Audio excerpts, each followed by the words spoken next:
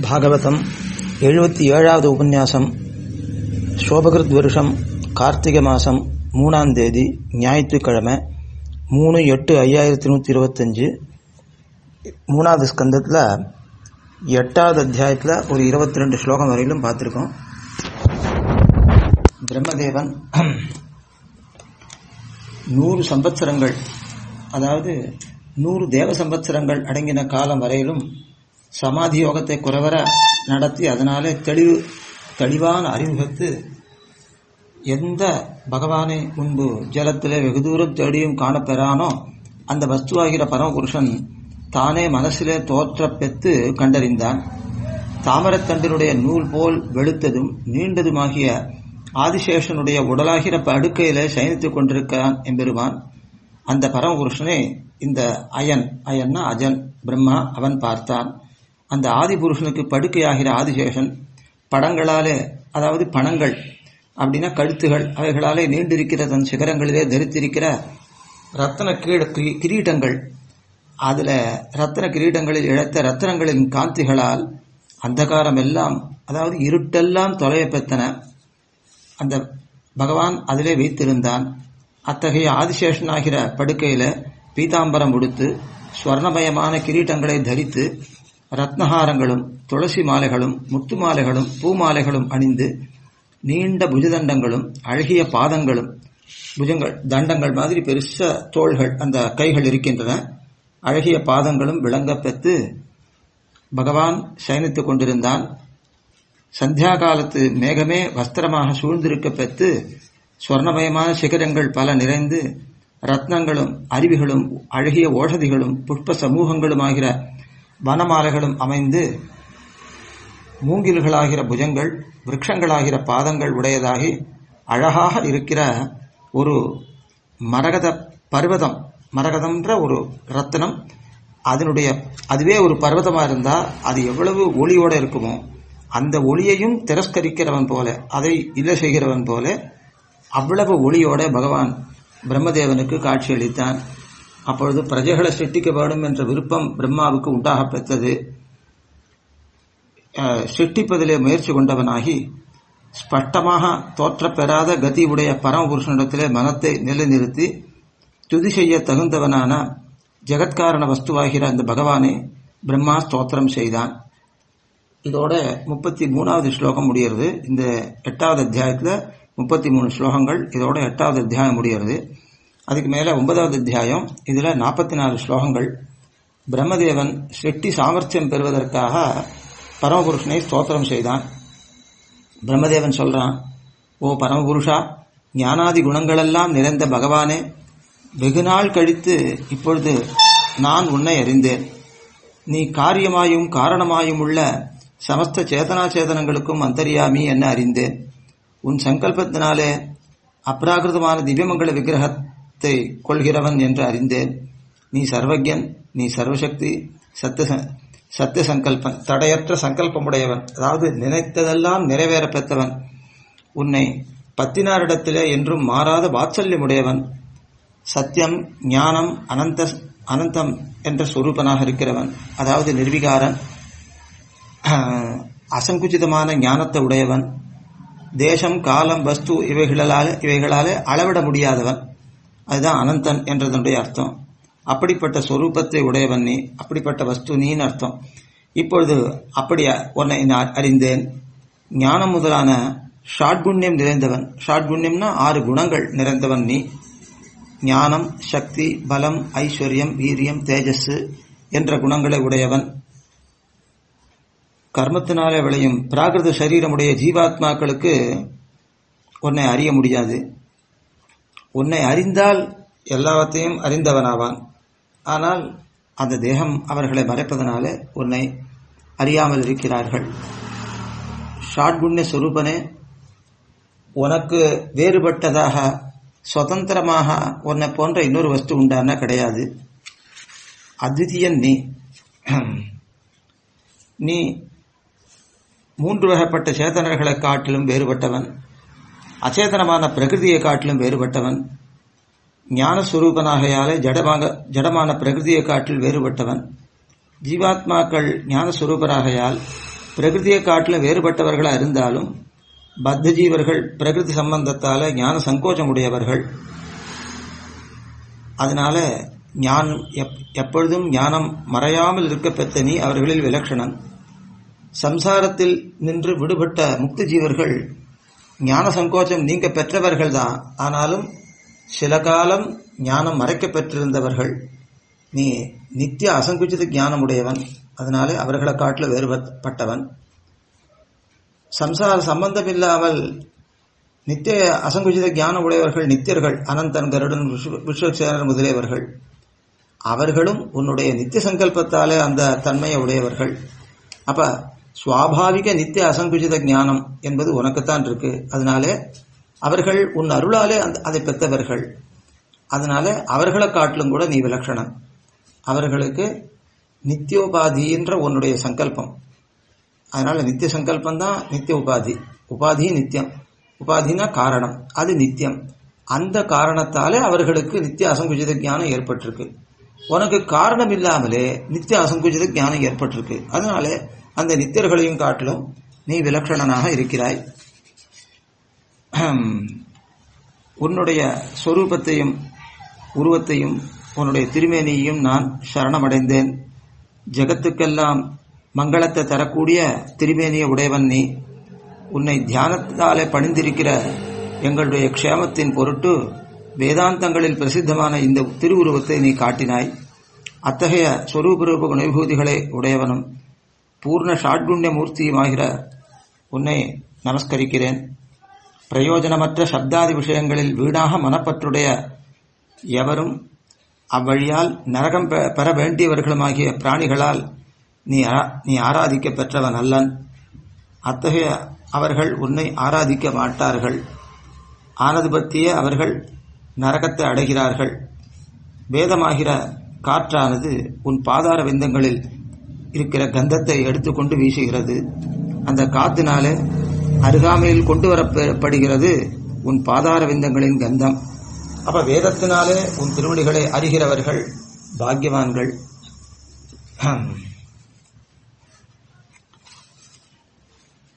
நீ பிரகிருதி புருஷர்களை காட்டிலும் விலட்சணமாக இருக்கிறவன். நீ உலகங்களை படைக்கிறது என்பது, அதே மாதிரி அதை காத்தல், அப்புறம் அழித்தல், இச்செயல்களை ஆச்சரிப்பதற்கு காரணம் லீலைதான்.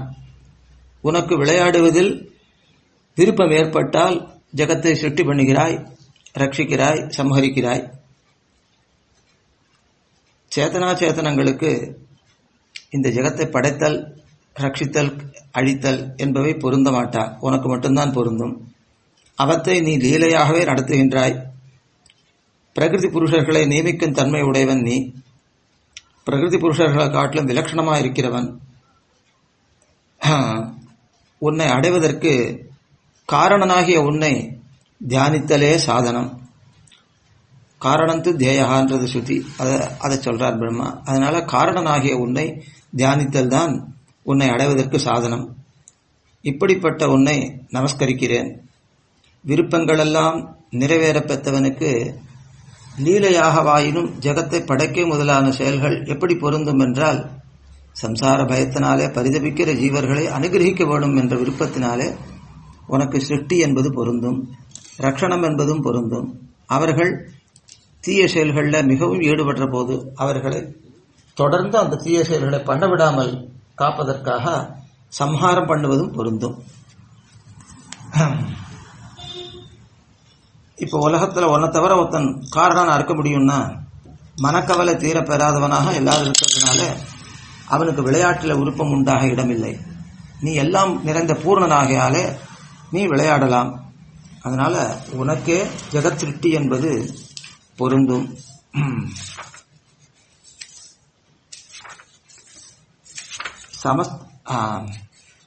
மைத்ரேயர் சொல்றார், அந்த பகவானை இப்படி பலவிதமாக ஸ்தோத்திரம் பண்ணி அவர் கடைசியா சொல்றார், வேத வாக்குகள் எப்பொழுதும் எனக்கு மறவாதிருக்கும்படி நீ எனக்கு அருள் புரிய வேணும். பிரம்மா பிரார்த்திக்கிறார். மிகுந்த கருணை உடையவனும் புராண புருஷனும் அத்தகைய மகிமைகள் வேதத்தில் சொல்லப்பட்ட மகிமைகள் எல்லாம் நிறைந்தவனுமாகிய இந்த பகவான் படுக்கையில் நின்று எழுந்து பிரீத்தி வளர்ந்து வழிய பெற்ற புன்னகையோட தாமர மலர் போன்ற தன் திருக்கண்களை மலர விழித்து ஜகத்தின் க்ஷேமத்துக்காகவும் எம்மை அனுகிரகிப்பதற்காகவும் தேன் போன்ற இனிமையான வாக்குகளாலே என் மனவருத்தத்தை அவன் போக்க வேணும் என்று பகவானை பிரார்த்தித்தான் பிரம்மா. இப்போ மைத்ரேயர் சொல்றார், தனக்கு பிறப்பிடமான பகவானை தவம் என்கிற கர்மத்தினாலும் வித்யை என்கிற ஞானத்தினாலும் சமாதி என்கிற பக்தியினாலும் கண்டு, அதாவது கர்மஞான பக்திகளை விதிப்படி அனுஷ்டித்தான் பிரம்மா. அதனால பகவானால அருள் புரிய பெற்றான். அதனால பகவான் தன்னை காண்பித்தான், அருள்னால இவனுக்கு தன்னை காண்பித்தான். இப்படி தன் மனம் வாக்கு காயம் இவற்றின் சக்தியை அனுசரித்து ஸ்தோத்திரம் பண்ணின பிரம்மா அதற்கு மேலே தன்னுடைய மனசும் வாக்கும் செல்ல பெறாமையினாலே இழைப்புற்றான். அதனால ஓய்ந்து நின்றான். உலகங்களை இவ்வண்ணம் படைக்க வேணும் என்று அதன் சொரூபம் தனக்கு தெரிய பெறாமல் மனக்களிப்பற்றவனாக இருந்தான். வெறும் ஜலமா சூழ்ந்திருக்கிறத பார்த்து வருத்தமுற்றான். இது எப்படி படைக்க போறோம்னு தெரியல அப்படின்னு. அப்பொழுது எப்படி படைக்கிறதுன்னு படைக்க வேணும்ன்ற விருப்பம் உத்தவனை பார்த்து பகவான் தெரிந்து கொண்டான் விருப்பம் எனக்கு இருக்குன்னு. அப்ப கம்பீரமான வாக்குகளாலே அவன் மதிமயக்கத்தை போக்குவதற்காக பகவான் பேச ஆரம்பித்தான். பகவான் இப்படி மொழிகிறான். ஸ்ரீ பகவானுவாச்ச, ஓ பிரம்மதேவனே, மனவருத்தத்தினாலே சோம்பலுத்திருக்கும் தன்மையை கை கொள்ளாதே. உனக்கு கவலை இல்லை, நான் உன்னை சமர்த்தனாக ஆக்குகிறேன். சிருஷ்டிப்பதில் முயற்சியை ஏற்றுக்கொள். நீ என்னென்ன வேண்டும் என்று விரும்பி என்னை பிரார்த்திக்கிறாயோ அதெல்லாம் உனக்கு உண்டாகுமாறு நான் ஏற்படுத்தி இருக்கிறேன். சிருஷ்டிக்கிற வழி தெரியாமல் இருக்கேன், நீ கலங்கலாம். உனக்கு சொல்கிறேன்,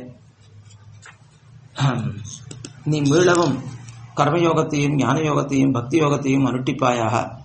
அவற்றை செய்கையில் பிரம்மதேவனே, அந்த மகிமையினாலே உனது ஹிருதய கமலத்தில் உலகங்களெல்லாம் தெளிவாக தோற்றும். அப்படி தோற்ற காண்பாய். அதாவது முன்பிருந்த உலகங்களெல்லாம் உனக்கு முன்னாலே தோற்றும். அதை உள்ளபடி கண்டு அறிந்த பின்பு என்னிடத்தில் பக்தி மாறாதிருக்க பெற்று மன ஊக்கமுடையவனாகி சேதனாச்சேதன சுரூபமான சமஸ்த லோகத்திலும் நிறைந்திருக்கிற என்னையும் என்னாலே தரிக்கப் பெற்ற லோகங்களையும் காண்பாய். சர்வ ஜெகத்ஸ்வரூபமான பரபிரம்மத்தை சாட்சாத்கரிக்கிற போது உன்னுடைய மோகமெல்லாம் போய்விடும். ஜெகத்தெல்லாம் உள்ளபடியே தோற்றும்.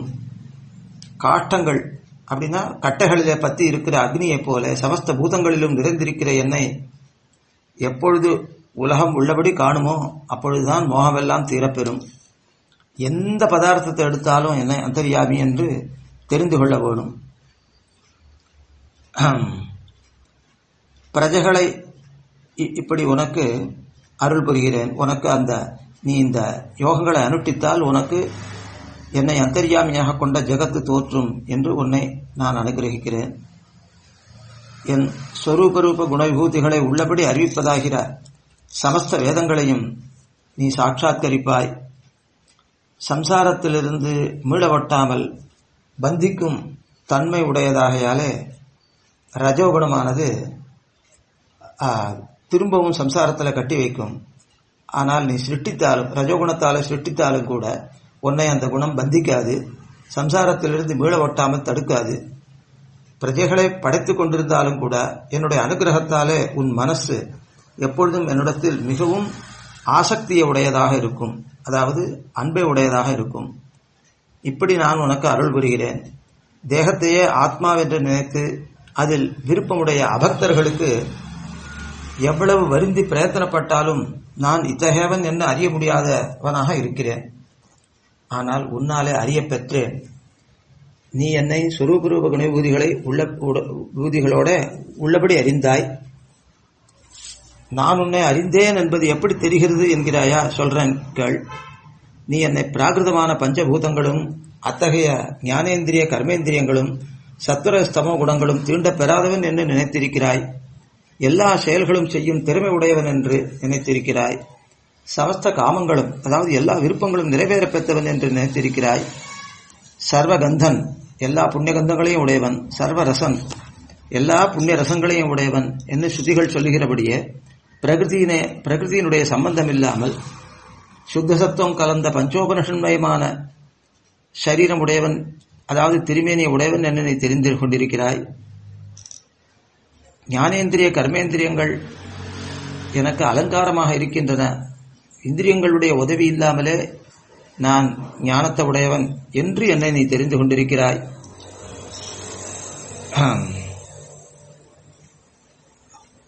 நீ அதனால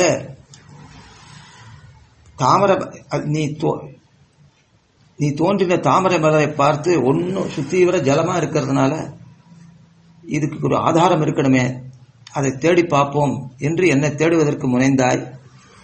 தாமரை மலருடைய ஆதாரத்தை அதன் தண்டினுடைய ரந்திரத்தின் வழியாக சென்று தேடிக்கொண்டிருக்கையிலே நான் உனக்கு என் திருமேனியை வெளிக்காட்டினேன். அப்படி நீ என் திருமேனியை தரிசித்ததால நீ என்னை அறிந்தவனாகிறாய். ஓ பிரம்மதேவனே, க்ஷேமங்களை விளைக்கும்படியான என் சரித்திரங்களை உட்கொண்டு நீ என்னை ஸ்தோத்திரம் செய்தாய். உன்னுடைய ஓரொரு வாக்கும் என்னுடைய லீலைகளை வெளிப்படுத்தக்கூடியவைகள். நிலையோட நிலைப்பட்டு 1000 தேவ வருஷங்கள் தபஸ் பண்ணினாய். இதெல்லாம்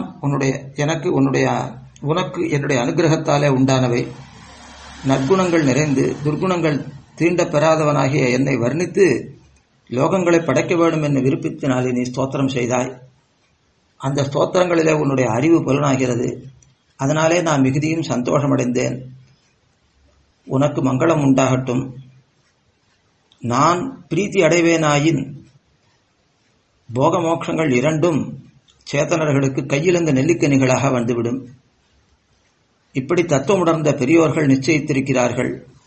வாராய் பிரம்மதேவனே, நான் ஜீவாத்மாக்களுக்கு உள்ளே புகுந்து அவர்களை நியமித்து தரித்துக் கொண்டிருக்கிறவன் ஆனது பற்றியே அவர்களுக்கு பிரீத்திக்கு இடமான எல்லா வஸ்துக்களிலும் மிகுதியும் பிரீத்திக்கிடமான வஸ்து நான் ஒருவனாகவே இருக்கிறேன். அந்தந்த வஸ்துக்கள் பிரீத்திக்கு காரணம் அவர்களுக்கு ஆகிறது என்றால் அந்தர்யாமியான நான், பரம பிரியபூதனான நான் இருக்கிறது தான் அந்தந்த வஸ்துக்கள் அவர்களுக்கு பிரியத்தை கொடுப்பதற்கு காரணம். நேரே என்ன அறிந்தார்கள் என்றால் அவர்களுடைய பிரீத்தி மிகவும் வளரும். என்னுடைய சம்பந்த லேசத்தை பற்றிய தேகம் முதலிய எல்லாமே பிரீத்திக்கு இடமாகின்றன. ஆகையால் நான் அப்போ சம்பந்த லேச உடைய வஸ்துக்கள் பிரீத்திக்கு இடம் என்றால் நான் சாட்சாத்தாக நான் எவ்வளவு பிரீத்திக்கு இடமானவன் என்பது சந்தேகமில்லை. இப்படி அந்தராத்மாவாக இருக்கையாலும் மிகுந்த அன்பிற்கு இடமாக இருக்கையாலும் என்னிடத்தில் பக்தி செய்வதுதான் முக்கியம். இதுவே பிறவியினுடைய பிரயோஜனம். ஜீவாத்மாக்களுக்கு அந்தராத்மாவாகிய என்னை காரணமாக உடையதும், அதாவது என்னால் கொடுக்க பெற்றதும் நான் உபதேசித்தது என்ன அர்த்தம். அப்படி வேதஸ்வரூபமாக இருக்கிற வாக்குகள் அவைகள் ஞானத்தை கொடுக்கின்றன. அந்த வேத வாக்குகளாலே கொடுக்கப்பெற்ற ஞானத்தாலே இந்த ஜகத்தையும் இதன் உள் அடங்கின தேவமனுஷ்யாதி பிரஜைகளையும் நீ முன்கல்பத்தில் இருந்தபடியே சுட்டிப்பாயாக. சம்ஹார காலத்தில் எந்த பிரஜைகளை நான் என்னிடத்தில் அடக்கிக் கொண்டேனோ, எவை என்னிடத்தில் மறைந்திருக்கின்றனவோ அத்தகைய பிரஜைகளையெல்லாம் நீ மீண்டும் சுட்டிப்பாயாக என்று பகவான் அனுகிரகித்தான். மைத்ரேயர் சொல்றார், பிரகிருதிக்கும் புருஷன் எனப்படுகிற ஜீவாத்மாவுக்கும் நியாமகனும் நாபிகமலத்தில் ஜெகத்ரூபமான தாமரை மலர் தோன்ன பெத்தவனுமாகிய பகவான் அந்த பிரம்மதேவனுக்கு உலகங்களை படைக்க வேண்டிய விதம் முதலியவற்றை இப்படி ஸ்பஷ்டமாக உபதேசித்தான். வேதத்திலிருந்து பெற்ற ஞானத்தாலே அவன் அந்த ஜகத்தில் இருக்கிற பதார்த்தங்களை சாட்சாத்கரித்து சிட்டிக்க வேணும் என்று ஸ்பஷ்டமாக உபதேசித்தான். அப்படி உபதேசித்து தன்னுடைய திவ்யமங்கல விக்கிரகத்தாலே அவனை பரிசுத்தனாக்கி, அந்த காட்சியினாலே அவனை பரிசுத்தனாக்கி, பிறகு தன்னுடைய திவ்யமங்கல விக்கிரகத்தை மறைத்துக் கொண்டான். இத்தோட 9வது அத்தியாயம் முடிந்தது. இதோட 77வது உபன்யாசம் முடிந்தது. ஆழ்வார் திருவடிகளே சரணம், எம்பெருமானார் திருவடிகளே சரணம், ஜீயர் திருவடிகளே சரணம்.